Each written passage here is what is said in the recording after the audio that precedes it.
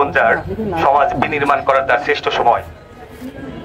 আজকের এই সমাজ সেবা দিবস 2000 আমরা যারা ছাত্র থাকি আমরা অধিকাংশ টাইমে স্কাউটিং করি। আমাদের স্কাউট থেকে একটা জিনিস সবসময় শেখানো হয় যে তুমি দিনে একটা অন্তত ভালো কাজ করো। তো আমরা এখানে কিভাবে গেলাম, যে এখানে আমরা র্যালির মাধ্যমে গেলাম। তো র্যালির মাধ্যমে বা আমি যদি এখন হেঁটে যাচ্ছি, হেঁটে যাওয়ার পথেও যদি একটা বোতল পড়ে থাকে রাস্তায়, ওই বোতলটা যদি আমি উঠাই ওখান থেকে সরাই দিই, এটাও কিন্তু আল্লাহ সদকায় জারি করবে এবং এটাও কিন্তু আমাদের একটা সওয়াবের কাজ হবে এবং সমাজ সেবামূলক কাজ হবে। তো আমি আশা করব যে আমরা যে নতুন একটা বিপ্লব করে এনেছি, যেমন আপনারা দেখেন যে বাংলাদেশকে মানে ভারতবর্ষকে 200 বছর ধরে ব্রিটিশরা শাসন করেছে। সেই স্বাধীনতা দিবস বা সেই বিজয় দিবস সম্পর্কে আমরা কিচ্ছু জানি না, কিন্তু আমরা কি জানি 71-এর সবকিছুই আমাদের সবকিছু। হ্যাঁ, আমরা 71-এর সকল মুক্তিযোদ্ধাকে সম্মান দিব, সকল যারা যুদ্ধে ছিল তাদেরকেও দিব, কিন্তু আমরা 24-এর কোনো শহীদ বা 24-এর কাউকে কখনো ভুলতে দিব না। আমাদের নতুন স্বাধীনতা পেতে, স্বাধীনতা রক্ষার জন্য, বাংলাদেশকে নতুন ভাবে বিনির্মাণের জন্য আমাদের যত প্রকার সমাজসেবামূলক কাজ আছে আমরা একে অপরের হাতে হাত রেখে সকলকে আমরা শক্তিশালী হয়ে আমরা এই কাজগুলো করব। এবং আপনাদের কাছে আরেকটা বিষয় অনুরোধ করব যে বিভিন্ন সময় সরকারের বিভিন্ন দুর্নাম ফেসবুকে রটানো হয়।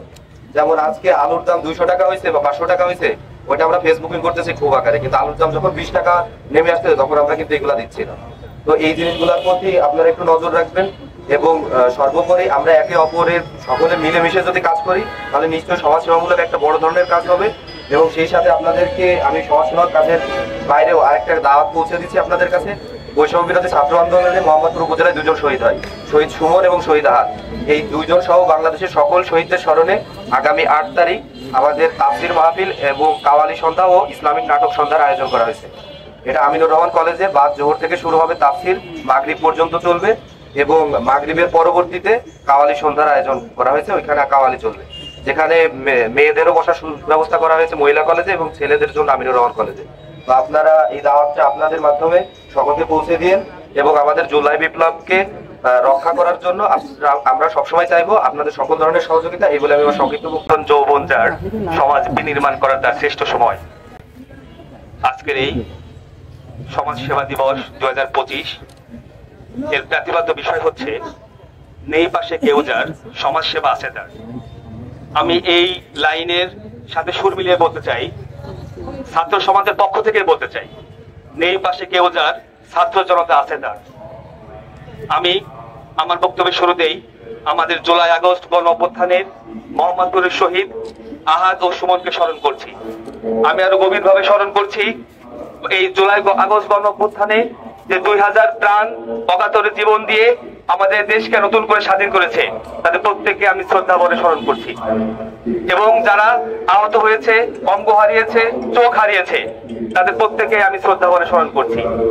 আমি বিশ্বাস করি এই বর্তমানের বাংলাদেশের যে এই অবস্থান, বর্তমান বাংলাদেশের যে প্রেক্ষাপট, এই প্রেক্ষাপটে শহীদদের এবং আহতদের স্মৃতিচারণ না করে কোনো বক্তব্য দেওয়া সমীচীন বলে মনে করি না।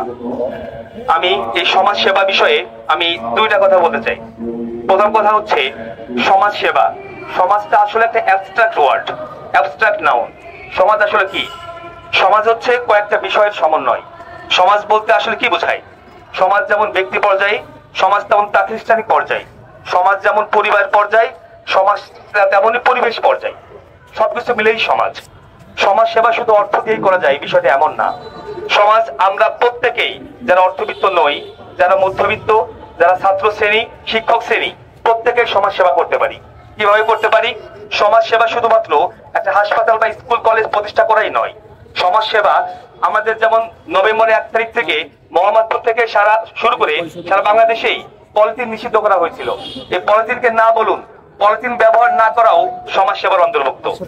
আমাদের প্রতিটা মোহাম্মদপুরের প্রতিষ্ঠান থেকে দুর্নীতিকে প্রতিরোধ করা, দুর্নীতিকে না বলা, এটাও একটা সমাজ সেবার মধ্যেই অন্তর্ভুক্ত। এবং ব্যক্তি পর্যায় থেকে প্রাতিষ্ঠানিক পর্যায় পর্যন্ত প্রতিটা ক্ষেত্রে দুর্নীতি, অনিয়ম, বৈষম্য সবকিছুকে রুখে দেওয়াই হচ্ছে সমাজ সেবার প্রধান কাজ, অন্যতম একটা উদ্দেশ্য। সুতরাং যারা আমরা অর্থবিত্ত আছি, যারা যেমন অর্থ দিয়ে মানুষের সেবা করতে পারি, ঠিক তেমনি ভাবে আমরা যারা অর্থের সাথে স্বাবলম্বী নই, সচ্ছল নই, তারা আমরা ব্যক্তি পর্যায় থেকে শুরু করে প্রাতিষ্ঠানিক পর্যায় পর্যন্ত দুর্নীতির বিরুদ্ধে জিরো টলারেন্স নীতি অবলম্বন করে আমরা সমাজ সেবা করতে পারি।